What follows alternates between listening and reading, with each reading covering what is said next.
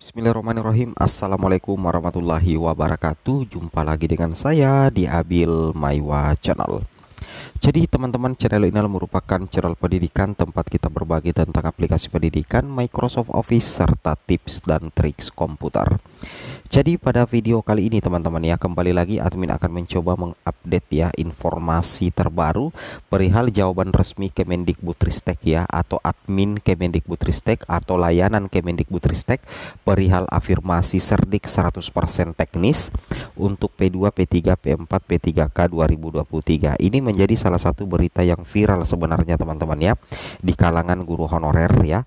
Karena kenapa? Banyak P2 dan P3 yang sepertinya kecewa, terutama bagi yang memiliki Cerdik, karena baru-baru saja ada live tanya jawab oleh Kemenpan RB yang memberikan informasi bahwa P2 dan P3 atau pelamar kebutuhan khusus itu tidak terhitung nilai Cerdiknya karena sudah diberikan, karena tidak dikenakan nilai ambang batas.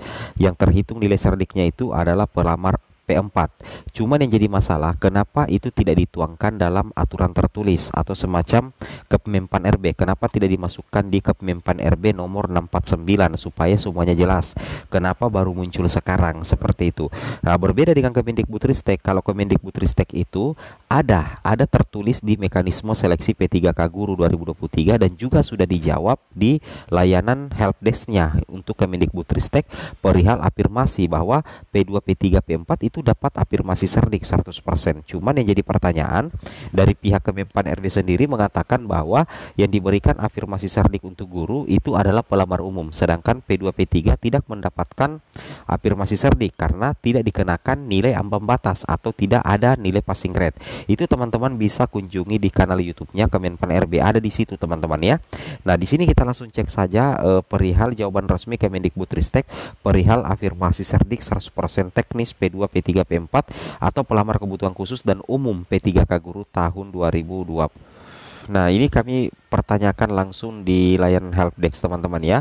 Afirmasi Cerdik langsung kami tanyakan di admin SIM P3K Kemendikbudristek. Kami pertanyakan mengenai afirmasi Cerdik. Di sini dijawab, terima kasih sudah menghubungi kami berdasarkan Kemenpan RB nomor 649 tahun 2023. Pelamar yang memiliki sertifikat pendidik linier dengan jabatan dilamar dan terdaftar dalam pangkalan data sertifikasi atau kemudian riset dan teknologi itu mendapatkan nilai paling tinggi sebesar 100% dari nilai paling tinggi kompetensi teknis berlaku untuk pelamar kebutuhan khusus dan umum. Nah, diperhatikan di sini teman-teman ya.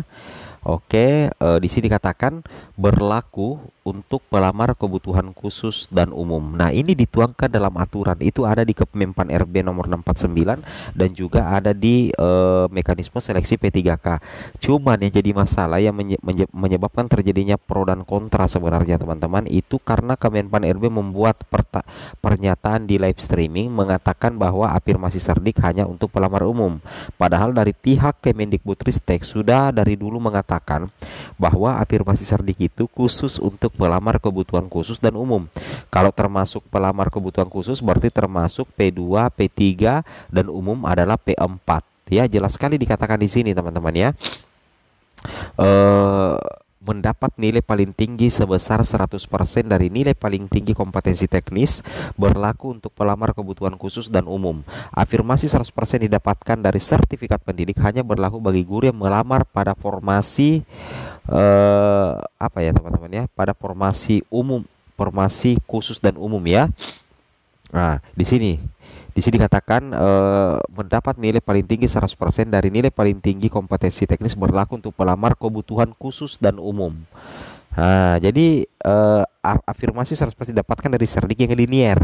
Logikanya seperti itu ya. Jadi dari pihak Kemendikbudristek sampai hari ini teman-teman itu masih menerapkan aturan itu bahwa untuk afirmasi Cerdik itu berlaku untuk semua peserta baik P1, P2, P3, P4 kecuali kalau misalkan nanti ada aturan baru lagi. Nah, bagaimana dengan informasi dari Kemenpan RB? Ya seperti itu, dari Kemenpan RB mengatakan bahwa untuk afirmasi sertifikat pendidik itu diberlakukan hanya untuk pelamar umum. Alasannya apa? Alasannya karena pelamar umum itu ada nilai ambang batas. Sedangkan kenapa pelamar kebutuhan khusus yaitu P2 dan P3 tidak dikenakan tidak terhitung afirmasi serdiknya, karena pelamar kebutuhan khusus yaitu P2 dan P3 teman-teman ya, itu tidak dibebankan nilai ambang batas. Itu yang menjadi alasan kenapa Kemenpan RB mengatakan seperti itu.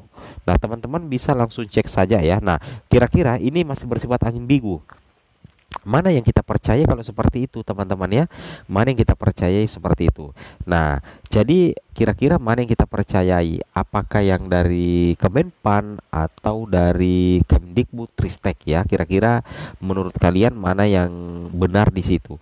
Nah, harusnya kalau misalkan memang afirmasi serdik itu tidak diberlakukan untuk P2 dan P3, harusnya ada payung hukumnya, ada aturan tertulisnya ya, supaya jelas, bukan hanya dikatakan dari live tanya jawab aja atau tidak dikatakan dari live streaming. Harusnya ada pernyataan dalam sebuah aturan, harusnya ada Kemenpan RB-nya atau ada aturan tertulisnya yang menyatakan bahwa serdik hanya untuk P4 bukan untuk kebutuhan khusus dengan alasan seperti ini.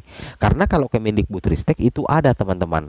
Di sini dikatakan draft afirmasi tambahan nilai sertifikat pendidik jumlah nilai tambahan 100% dari nilai maksimal kompetensi teknis. Keterangannya di sini dikatakan berlaku untuk semua peserta yang memiliki sertifikat pendidik yang linier dengan formasi yang dilamar. Seperti itu kira-kira teman-teman ya. Itu yang harus teman-teman pahami. Tapi sekalipun anggaplah misalkan P2 dan P3 itu betul-betul tidak terhitung nilai serdiknya, tapi tidak usah khawatir. Kenapa? Karena tetap P2 dan P3 itu akan tetap menang perankingan sekalipun berhadapan dengan pelamar umum yang memiliki sertifikat pendidik dengan melamar formasi jabatan yang sama. Ya, logikanya kan seperti itu ya. Contoh misalkan di sini teman-teman ya, anggaplah di sini sekolah A. Di sini ada satu formasi. Kemudian di sini ada dua pelamarnya. Misalkan pelamarnya itu adalah P3 dengan P4. Ya, P3 ini tidak memiliki serdik, sedangkan P4 ini memiliki serdik. Nah, siapa kira-kira yang akan mengisi satu formasi yang ada di sekolah A? Jawabannya yang akan mengisi formasi di sekolah A itu adalah pelamar P3 teman-teman ya. Pelamar prioritas 3. Kenapa bisa pelamar prioritas 3? Karena pelamar prioritas 3 ini menang urutan kategori. Saya ulangi ya, pelamar prioritas 3 ini menang dalam urutan kategori, sehingga sekalipun P4 ini memiliki serdik itu tetap kalah perankingan.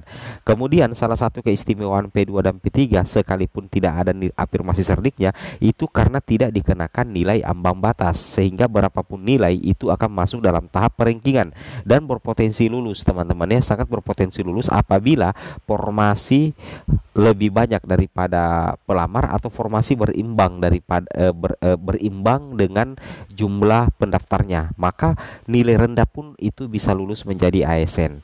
Oke, semoga bermanfaat. Assalamualaikum warahmatullahi wabarakatuh.